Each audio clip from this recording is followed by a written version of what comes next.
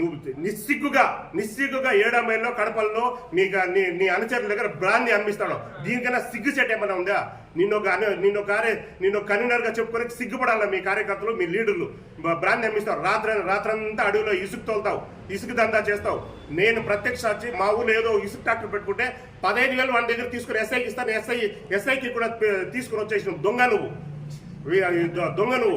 నీకు 3 పదవులు ఇస్తే రెస్కోలో 3 పదవులు 15 లక్షలకు అమ్ముకొని దోచుకున్న మనుషులు మీరు మా కార్యకర్తల గురించి ఆఫ్టర్ నీ యోగ్యత ఎంత, నీ ఆఫ్టర్ అంతా తీసుకో. నువ్వు ఎవడో ఇప్పుడు శాంతిపురంలో 70% నువ్వు ఎవడో తెలియదు. నీ కన్వీనర్గా నీకు భజన చేసేవాడు నీ పార్టీ కన్వీనర్కి మాత్రమే తెలుసు. నువ్వు ఎవడో కూడా తెలియదు. నేను ఎవడు అసలుకి శాంతిపురంలో వైఎస్ఆర్సీపీ నాయకులు ఎవడు నిన్ను కన్వీనర్గా యాక్సెప్ట్ చేయట్లేదు. ఫస్ట్ దాన్ని తెలుసుకో. నీ వెనకాల ఎవరు పనిచేయట్లేదు.